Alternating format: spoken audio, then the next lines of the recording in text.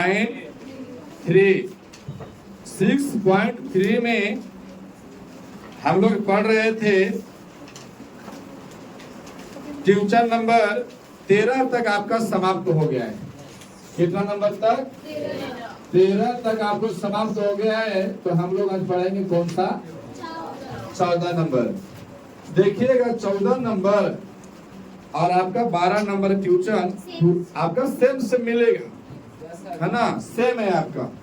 बोला गया प्रश्न में एक त्रिभुज एबीसी की भुजाएं, एक त्रिभुज है इस कंडीशन का, इसका एबीसी की भुजाएं ए है, बी है और ये क्या है? सी है की भुजाएं एबी यानी ए वाला भुजाएं, कोण एसी ए वाला भुजाएं तथा माध्यिका एडी। अब ये आपका क्या है? माध्यिका है और माध्यिका का नाम क्या रहेगा? एडी। एक अन्य त्रिभुज की भुजाओं, एक अन्य त्रिभुज है, मानता हूं मैं एक ए वाला त्रिभुज है, इसके त्रिभुज का नाम क्या है? P Q R.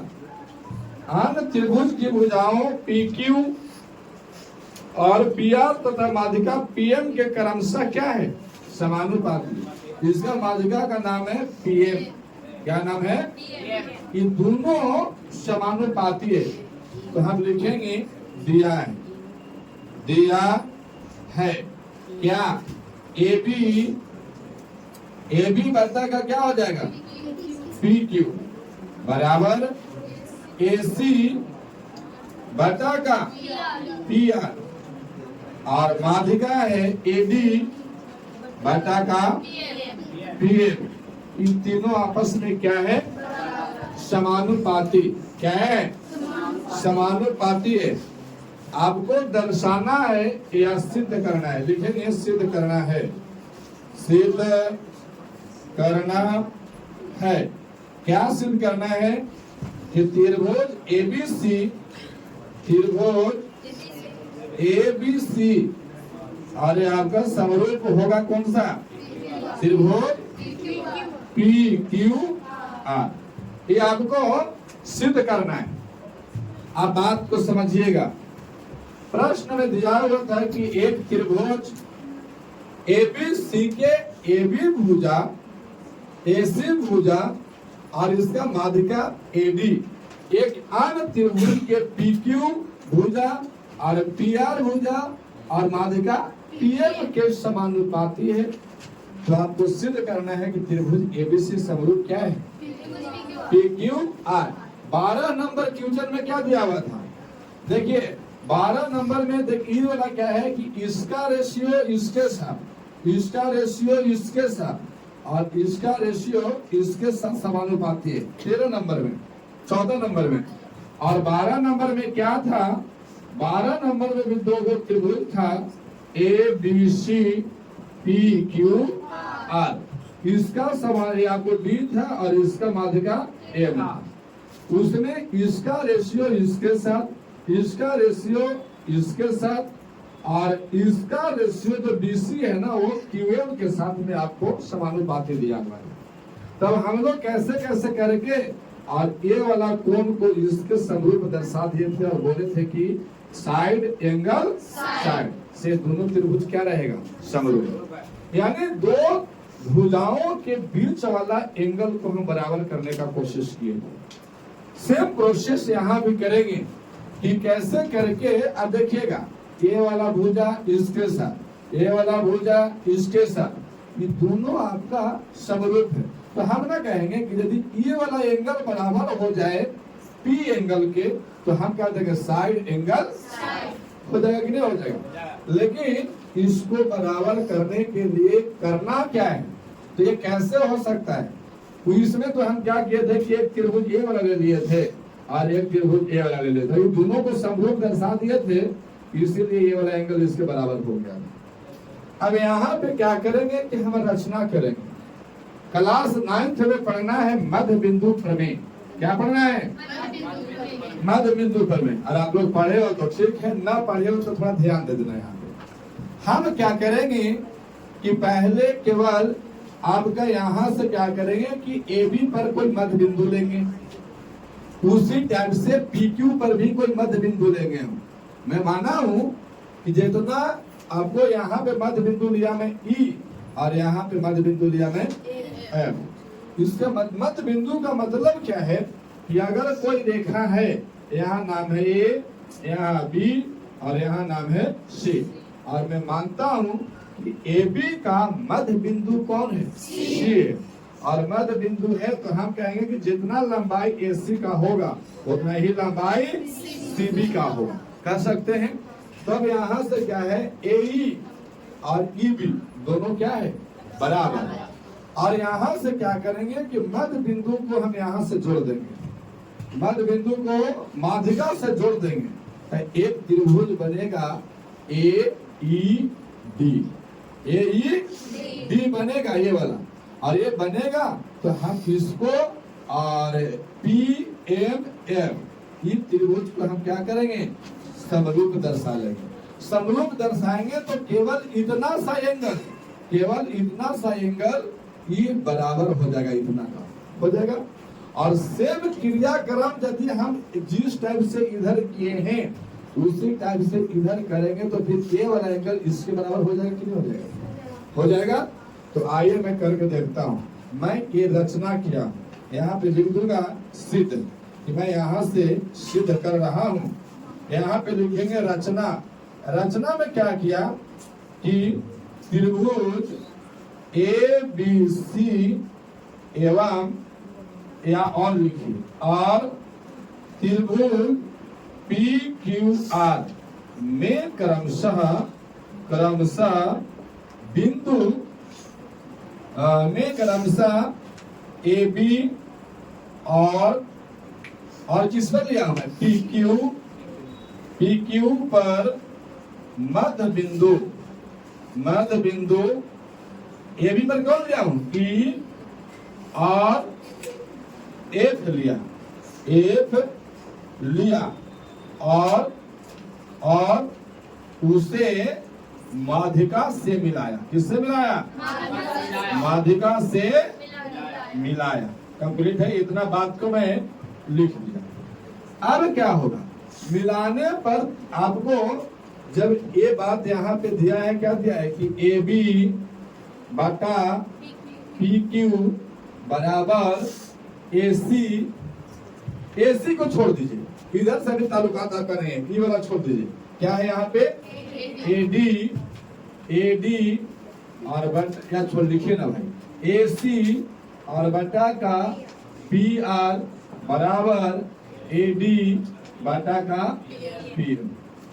अब हमको ए बी तो पूरा ना चाहिए, इसमें यहाँ तक तो नहीं चाहिए, हमको चाहिए इतना ही तक। तो हम ए बी को भाग देंगे कितना से, 2 से भाग देंगे। कितना से, 2 से भाग देंगे। हम ए बी को 2 से भाग दिया और बटा में इसी तरह से पी क्यू को भी 2 से क्या किया, भाग दिया। अब यहाँ देखिए भाग दिए, यहाँ पे ए सी बटा पी आर है।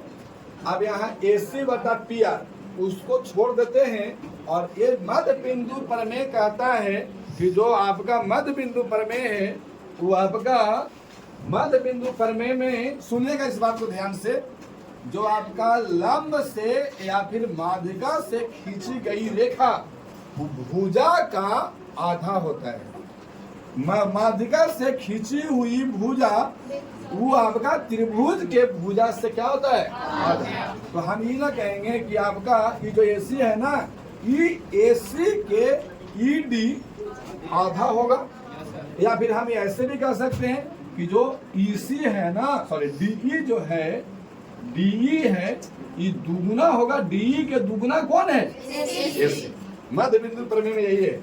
ये आपका यहाँ से मिलाए तो एसी के क्या है, ये आधा है।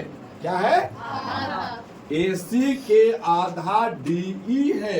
यानी इसको मैं ऐसे लिख सकता हूँ कि एसी के आधा करेंगे तो क्या मिलेगा आपको, डी। तो ई एसी बराबर ना लिख सकते हैं 2DE, तो एसी के बराबर मैं क्या लिख दिया हूँ, 2D लिख सकते हैं ना। और बटा इसी टाइप से इसमें क्या लिख सकते हैं, पी आर के बराबर में क्या लिख सकते हैं, 2f m, और बराबर में क्या है, ए बी बटा का पी एम। मध्य बिंदु प्रमेय को थोड़ा सा फिर से समझिए। आपको यहाँ था एसी, ये देखिए एसी है, इसको माध्यिका से मिलाया ना तो एसी के ही क्या है, आधा है। तो हम कह सकते हैं कि डीई के दुगुना कौन हो जाएगा, एसी। तो डीई के दुगुना कौन है, एसी, और एफएम के दुगुना कौन है, क्या दो से दो कर जाएंगे, कर जाएगा। अब यहाँ देखिए, ए बी को आधा किए तो पराब तो बीई भी होगा और पराब एई भी होगा, लेकिन हमको काम किससे, एई से। तो हम यहाँ पे क्या लिख सकते हैं, एई, और बटा का पी क्यू के आधा किए हैं तो पी ए, और बटा डीई, और बटा में एफ एम बराबर ए बी बटा का पी एम। आप समझ रहे बात को। अच्छा आप थोड़ा सा समझिए, यहाँ है एई, थोड़ा सा इसको खींचो अलग से, ऐसे आप गए त्रिभुज, ये त्रिभुज है, यहाँ पे ए है, यहाँ ई है, और यहाँ पे डी है। इसमें आपका क्या है, इसमें आपका इस टाइप से यहाँ पे पी है, यहाँ पे एफ है, और यहाँ एम है। अच्छा ये आपको यदि समरूप होता, तो समरूप अगर मैं मानता हूं कि ये समरूप होता तो हम इसको कैसे लिखते हैं, ए ई बटा का पी एफ ना लिख सकते, और बराबर ईडी या फिर हम कह सकते थे डी भी कह सकते थे, और बटा में एम एफ, और बराबर एडी बटा का पी एफ। समरूप होता तो ऐसे लिखते कि नहीं। और यह वाला बतिया यहाँ पे देखो आ गया है, आया कि नहीं आया, आया है। तो आया है, ये बात उभर के आया, इसका मतलब ये दोनों त्रिभुज समरूप है, कह सकते हैं ना। इसीलिए हम कह सकते हैं कैसे समरूप है, सब भुजा है, देखिए ए भुजा ये वाला इसके भुजा के बराबर है, डी ये भुजा इसके बराबर है, और एडी भुजा पीएम के बराबर है। तो हम कहेंगे एस एस एस सर्वांग समता, सॉरी समरूपता कसौटी से कौन कौन त्रिभुज, तो त्रिभुज ए ई डी समरूप हो जाएगा किसके, पी एफ एम के। समझ पा रहे हो, ये आपका समरूप हो जाएगा। और समरूप हो जाएगा तो हम जानते हैं कि समरूप होगा तो उसका एंगल क्या होता है, बराबर। यानी एंगल ए जो होगा ना वो एंगल पी के बराबर होगा, और एंगल ई जो होगा वो एंगल एफ के बराबर होगा, और एंगल जो डी होगा वो एंगल एम के बराबर होगा। हमको केवल लेना था इतना सा, ये वाला। तो यहाँ पे मैं लिखता हूँ कि एंगल एक लिखा हुआ है, ठीक है, और यहाँ पे एंगल मैं मानता हूँ चलो 3 लिखा हुआ है। तो एंगल 1 और एंगल 3 दोनों बराबर होगा कि नहीं। देखो यहाँ पे एंगल ए के बारे में एंगल ए और एंगल पी दोनों बराबर है, तो हम एंगल पी को एंगल 3 लिख दिए हैं। यानी हम इसको ऐसे कह सकते हैं कि एंगल 3 और एंगल ए को मैं क्या लिखा हूँ, एंगल 1। ये 1 और 3 बराबर होगा कि नहीं होगा। फिर से एंगल इस त्रिभुज में ए एंगल का नाम मैं क्या दिया हूँ, 1, और इस त्रिभुज में पी एंगल का नाम क्या दिया हूँ, 3। अब इसी प्रकार यहाँ पे चलिए लिख दीजिए प्रमेय नंबर 1। इसी प्रकार जो काम मैं इतना ताम झाम किया हूँ, इसके लिए अगर ये वाला अगर हम इधर ऐसे करते तो इहो बराबर होता कि नहीं, ये भी समरूप एक दूसरे को होता कि नहीं होता, होता। तो अगर हम इसको छोड़ देते हैं तो हम कहेंगे इसी प्रकार। अगर हम इधर ये बतिया इधर ना करके इधर करते तो ये वाला एंगल इस एंगल के बराबर होता कि नहीं होता, होता कि नहीं होता। इसको नाम दिया एंगल 2 और इसका नाम दिया एंगल 4। अच्छा इसको एंगल ए को और कुछ नाम दे दूं क्या, अलग से नाम देंगे कि ई ए डी। चलो यहाँ पे लिखते हैं, अच्छा 1 मिनट यार थोड़ा सा रुकिए। एंगल ए का नाम दिया हूँ ई ए डी और बराबर एफ पी एम।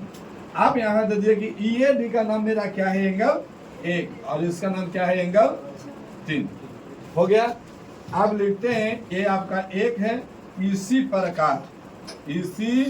प्रकार आपको हो जाता कौन सा, CAD,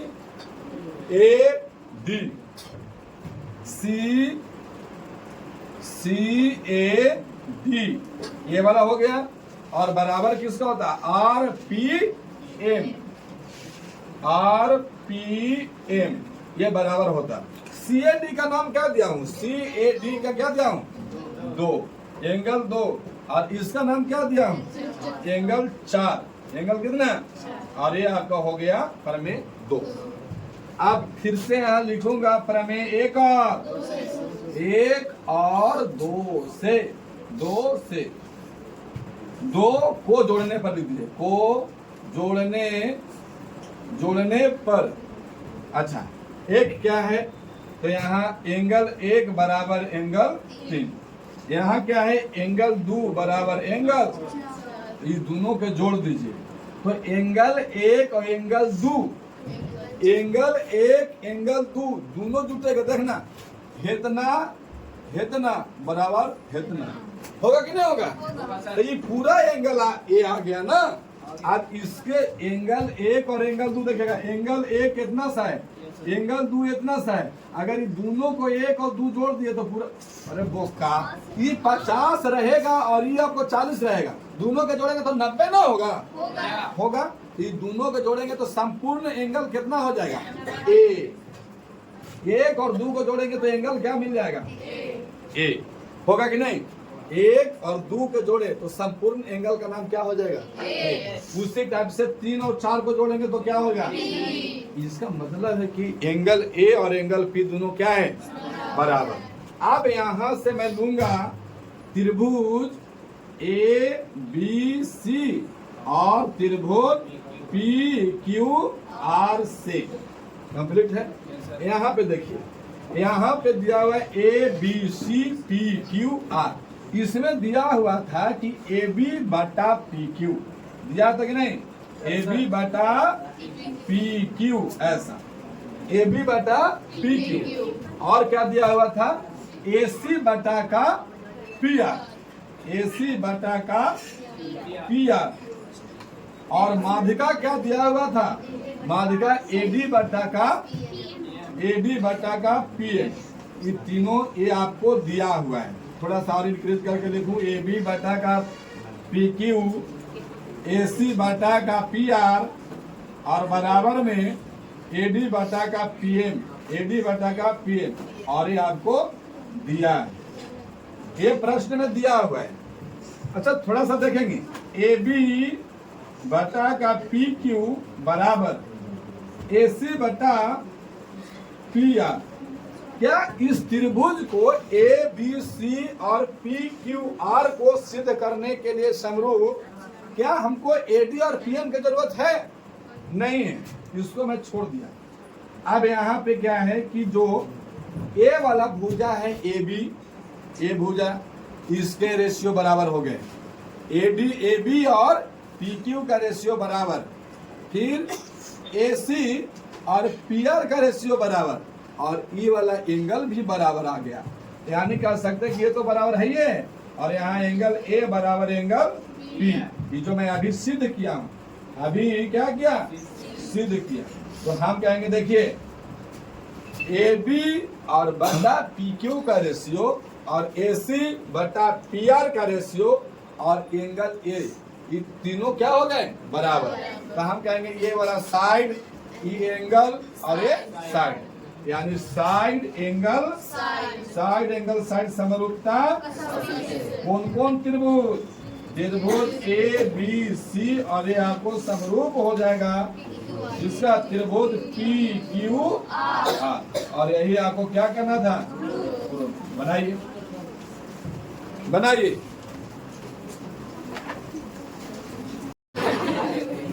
चलिए देखिए 14 नंबर क्वेश्चन, कितना नंबर, 15 नंबर।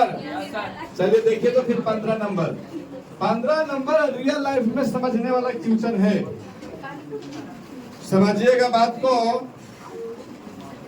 एक त्रिभुज लंबाई 6 मीटर, लंबाई कितना मीटर? 6 मीटर वाले एक ऊर्ध्वाधर स्तंभ की भूमि पर छाया की लंबाई कितना है? 4 मीटर। मतलब किसी भी चीज का लंबाई 6 मीटर वाला एक ऊर्ध्वाधर स्तंभ है। ऊर्ध्वाधर का मतलब क्या है? खड़ा है। जैसे हम खड़ा है तो हमको ऊर्ध्वाधर बोल सकते हैं। ये स्टैंड खड़ा है, ऊर्ध्वाधर। बांस लकड़ी गाड़ा हुआ है, ऊर्ध्वाधर। यानी अगर लाइन ऐसे है तो ऊर्ध्वाधर, और हमको गोल हाथ पकड़ के सुधा दो क्षैतिज। क्या रहेगा? क्षैतिज। तो हम कह सकते हैं जो पेड़ होता है या स्तंभ होता है वो ऊर्ध्वाधर खड़ा होता है, और उसका छाया का जो लंबाई बनता है वो आपको क्षैतिज बनता है।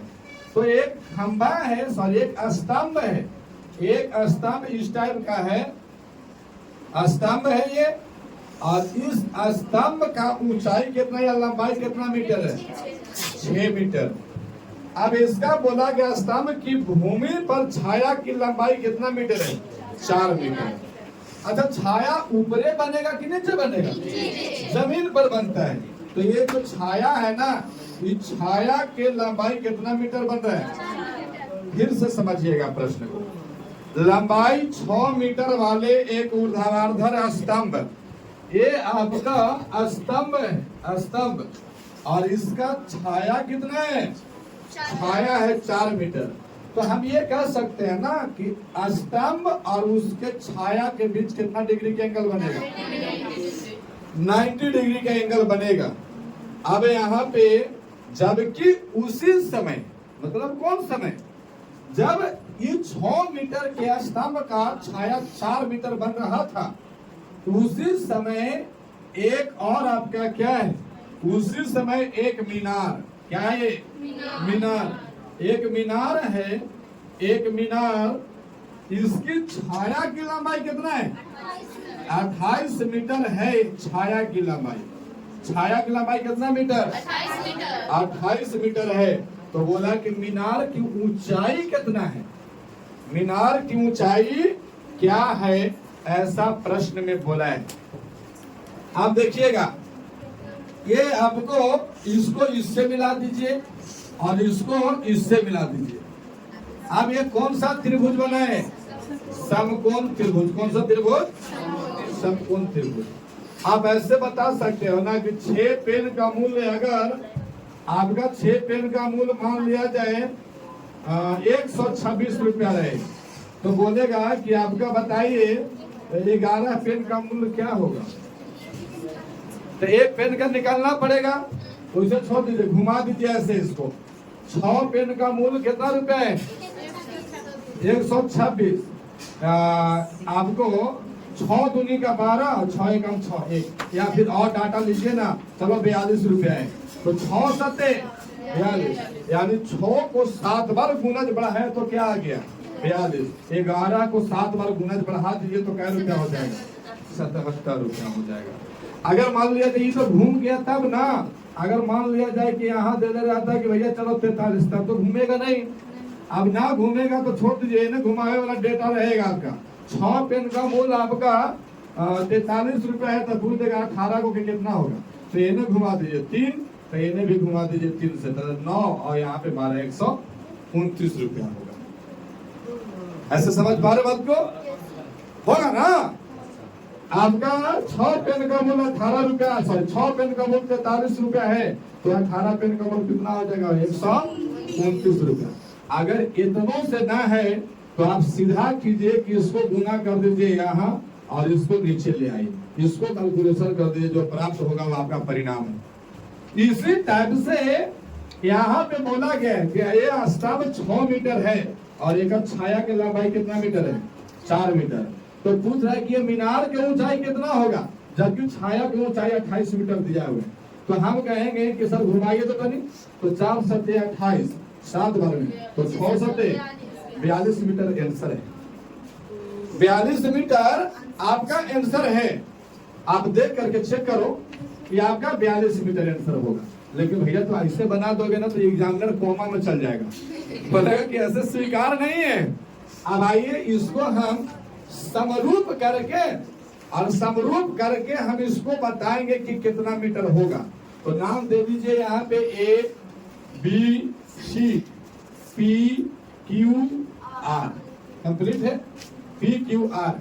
अब यहां से लिखेंगे, यहां से कहेंगे कि त्रिभुज ए बी सी और क्या करेंगे पी क्यू आर से। अब यहाँ पे देखेंगे ना कि ये जो एंगल है और ये एंगल है, ये दोनों 90 डिग्री का है, यानी इसमें एंगल बी और इसमें एंगल क्यू, ये दोनों बराबर है। क्यों बराबर है? प्रत्येक 90 डिग्री। प्रत्येक कितना डिग्री? 90 डिग्री का है एंगल। अच्छा, और कुछ हो सकता है क्या? तो हाँ, थोड़ा सा सोचिए, ये वाला एंगल और ये वाला एंगल दोनों बराबर होगा। क्यों? एक ही समय पर बना हुआ कोनेल की काट दो, भर के मुंह कर दे, समझ में नहीं आ रहा है? यहां पे देखिए, एक ही समय पे बना हुआ किसी भी लंबाई का एंगल हमेशा बराबर होता है। जैसे मैं मानता हूं सूर्य ये आपका है, क्या है? सन, सूर्य है। ये आपका चंदा मामा है। चंदा मामा उसको दूसरा को बोलते हैं। अच्छा, तो सूर्य नाना होता है, दादा। चंदा मामा और सूरज दादा, चलो जो भी कुछ रहे। चलो ये सन है। मैं मानता हूं 10 AM का टाइम हो रहा है, कंप्लीट है। 10 MM का टाइम हो रहा है। अब मैं मानता हूं कि यहां से आप देखिएगा 10 बजे यदि पूरा इधर है तो इधर से अगर सूर्य उगेगा ना तो हमारा कुछ छाया बनेगा, और उस छाया के साथ मेरा एंगल चाहे जितना डिग्री का रहेगा। मैं मानता हूं ये 5 फीट का कोई स्तंभ है, तो इसका छाया अगर देखा जाएगा तो ये नहीं बनेगा, इधर से लाइट मारेगा तो इधर बनेगा। अब बना तो कहेगा कि इसका छाया जहां पे बन रहा है उसको शीर्ष के साथ एंगल कितना का बनाया, तो हम यहां से खींच देंगे, तो जो एंगल बनेगा यहाँ पे बनेंगे। तो चाहे जितना डिग्री के बने, मानता हूँ 1 डिग्री का बने। अब चाहे जितना लंबा रहे उससे मतलब ना है, खाली लंबा रहेगा तो उसका छाया लंबा बनेगा, है ना, पूरा एने तक बनेगा। और मान लिया जाए कि इतना लंबा रहे, इससे इतना लंबा है तो छाया इतना लंबा बनेगा। इसको बोलेगा कि यहाँ पे कितना डिग्री का एंगल बना, तो भी एंगल सेम बनते हैं। क्यों? सूर्य द्वारा एक ही समय पर बनाया गया कोण का माप हमेशा क्या होता है? बराबर। चाहे वो लंबाई कितना छोटा हो, चाहे वह कितना बड़ा हो, उससे मतलब नहीं। ध्यान दीजिएगा, एक बच्चा को ले लीजिए आप और ऐसे हाथ पकड़ के और उसको चलवाइए, एकदम ठीक दोपहर 12 बजे, कितना बजा है? 12 बजे, तो देखिएगा कि आपका भी छाया जो है ना एकदम पैर के पास बनेगा, तो बचवा के एकदम मैंने पीछे बनना शुरू हो जाएगा, उसका भी एकदम पैर के पास बनेगा। बनेगा कि नहीं बनेगा? तो ये बात का स्पष्टीकरण है कि एक ही समय पर सूर्य द्वारा बनाया गया कोण, चाहे वस्तु कितना लंबा हो चाहे वस्तु कितना छोटा हो, लेकिन कोण हमेशा बराबर बनाएगा। कोण क्या करेगा? बराबर बनाएगा। तब यहाँ से देखिए, तब हम कह सकते हैं कि इसमें एंगल सी और इसमें एंगल आर, ये दोनों क्या होगा? बराबर। क्यों? इस लिख देंगे, सूर्य द्वारा एक ही समय पर बनाया गया कोण हमेशा क्या होता है? बराबर। अब ये वाला एंगल मैं मानता हूं कि 100 डिग्री का है, तो ये भी कितना डिग्री का रहेगा? अब इसके बारे में और इसके बारे में आपको क्या ख्याल है? त्रिभुज का शेष कोण। तो यहाँ पे एंगल ए और यहाँ पे एंगल पी, ये त्रिभुज का क्या है? शेष कोण है, इसीलिए आपको ये क्या होता है? बराबर। तब हम क्या कहेंगे? Angle angle angle angle angle angle समरूपता कसौटी से। कौन कौन त्रिभुज? तो त्रिभुज ए बी सी, और ये आपका समरूप होगा त्रिभुज किसका? A B C, P Q R के, क्या हो जाएगा? समरूप। जब दो त्रिभुज समरूप होते हैं तो उनके भुजाओं का रेशियो, तो हम यहाँ से कहेंगे कि ए बी बटा पी क्यू बराबर में बी सी बटा क्यू आर बराबर ए सी बटा का पी आर। होगा कि नहीं होगा? होगा। अब आपको निकालना है मीनार की ऊंचाई। तो और यहाँ से देखिए क्या क्या दिया हुआ है। ए बी का लंबाई दिया हुआ है और बी सी का लंबाई दिया हुआ है। तो हमको ए बी बटा बी सी तो दिया हुआ है, तो हम इसको लिखेंगे ए बी बटा यहाँ पे क्या है? पी क्यू, और यहाँ पे क्या है? बी सी बटा क्यू आर। क्या इसका कोई एसी का संपर्क है? कोई लेंथ का माप है? नहीं। तो देखिए ए बी का लंबाई क्या दिया हुआ है? 6 मीटर, 6 मीटर। और पी क्यू का लंबाई क्या दिया हुआ है? नहीं है। तो हम ये क्या है माना हुआ? मीनार। ये आपको मीनार नाम है इसका। और बीसी कितना है? बीसी छाया कितना है? 4 मीटर। और क्यू आर का छाया कितना है? 28 मीटर। अब क्या होगा? तिरछा तिरछा गुना। तो हम कहेंगे मीनार में 4 से गुना तो 4 मीनार। हाँ, कहाँ है 4 मीनार? हैदराबाद। हैदराबाद कौन सा नदी के किनारे है? मूसी नदी के किनारे। 4 मीनार। देखो बैठल बैठल तुरंत 4 मीनार बना दिए कि नहीं? और बराबर में 6 गुना का क्या हो जाएगा? इसीलिए कहेंगे कि मीनार बराबर क्या हो जाएगा? 6 गुना 28 बटे का 4 सत्ते। तो मीनार बराबर कितना? 42। यही 42 मीटर इसका क्या हो गया? समझ पाए बात को? चलिए तो फिर आपका छापा जाए, चलिए देखा जाए। क्वेश्चन नंबर कितना? 16 नंबर क्वेश्चन देखा जाए। 16 नंबर में प्रश्न है लंबाई एडी और पीएम त्रिभुज एबीसी। एक त्रिभुज है आपका ए बी सी, और एक त्रिभुज है पी क्यू आर की क्रमशः माध्यिकाएं एडी और पी एम एबीसी त्रिभुज और पी क्यू आर का माध्यिकाएं हैं। यानी एडी ए हो गया और ये आपका पीएम हो गया, माध्यिकाएं हो गए। फिर कहता है जबकि त्रिभुज एबीसी जो है ना पी क्यू आर के समरूप है। ये आपको प्रश्न में दिया है क्या? त्रिभुज ए बी सी, और ये आपका समरूप है किसका?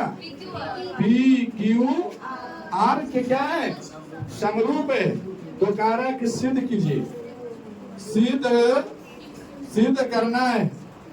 करना है क्या? ए बी बटा का पी क्यू और ए डी बटा का पी एल, ये आपको सिद्ध करना है। अब यहां से बात समझें।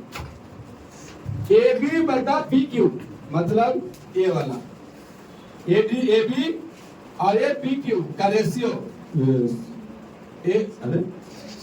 ए वाला आपका रेशियो कि दोनों का बराबर है, और ए डी पी मतलब ए वाला और इसके समरूप दर्शाया गया है। कंप्लीट है। और बोला गया है कि ए बी सी समरूप है पी क्यू आर के। तो हमको ए बी सी यहां से सिद्ध कर रहा हूं। सिद्ध तो लिखेंगे त्रिभुज ए बी सी ये आपका समरूप है त्रिभुज पी क्यू आर। तो इनका रेशियो क्या होगा? बराबर। यानी ए बी बटा का पी क्यू बराबर बी सी बटा का क्यू आर, और बराबर में ए सी बटा का पी आर, ये बराबर हो जाए। अब हमको देखना है ना कि ये सिचुएशन ए बी बटा पी क्यू और ए डी बटा पी एम कब आएगा? ए बी बटा पी क्यू और ए डी बटा पी एम कब आएगा? जब ये त्रिभुज आपका इस त्रिभुज के समरूप होगा, चाहे फिर ए वाला त्रिभुज इसके समरूप आ जाएगा तब होगा। तब यहाँ पे देखिए ये आपको दिया हुआ है, ये आपको दिया हुआ है, ये आपको यहाँ से सिद्ध कर रहे हैं। तो ये बात आपको दिया है, और जब दिया है तो इससे ये निकल के आया।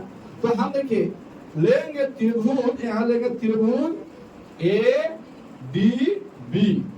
ADB इस त्रिभुज में ADB ये छोड़ दीजिए अभी नहीं, ADB और PQM में ले रहा हूं तो क्या हो जाएगा AB बटा क्या हो जाएगा PQ और बराबर क्या होना चाहिए, अगर AB और बटा में PM आ जाए तो कहीं ठीक है, या फिर BC,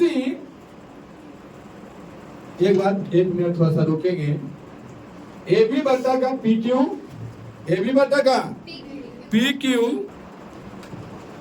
जब इनके त्रिभुज ABC समरूप त्रिभुज PQR है तो इनके भुजाओं का रेशियो और संगत कोण ये क्या होगा, तो यहाँ एंगल A किसके बराबर होगा P के, एंगल B किसका बराबर होगा एंगल Q के, और एंगल C किसके बराबर होगा एंगल R के। अब यहाँ से देखिएगा ये एंगल B जो है यह Q के बराबर है, हम यहाँ से लेंगे त्रिभुज ABD और त्रिभुज PQM से, अब ये हो गया तो हम कहेंगे कि इसमें AB बटा PQ और बराबर BC बटा QR, ये तो आपको दिया है ना, ये दिया है तो हम BC को आधा कर लेंगे, AB बटा PQ बराबर BC बटा 2 और QR बटे का 2।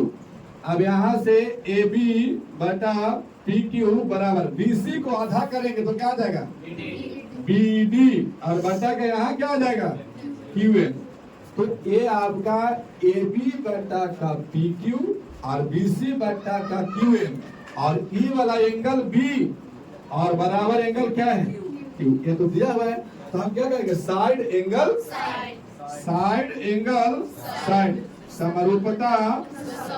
समरूपता कसौटी से लिख देते हैं, कसौटी से कौन त्रिभुज, तो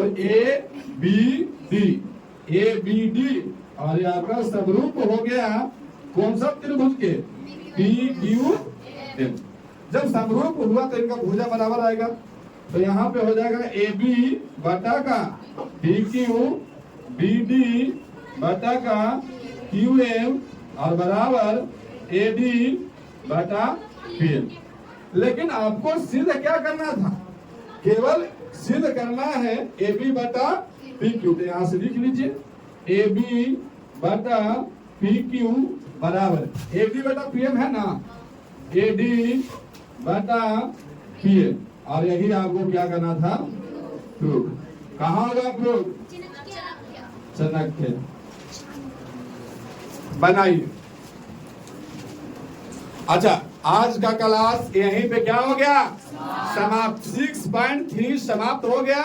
आप लोग का आगे इसमें आप जितना रिवाइज करोगे उतना बेहतर, ठीक है, उतना आपका बेहतर होगा। धन्यवाद।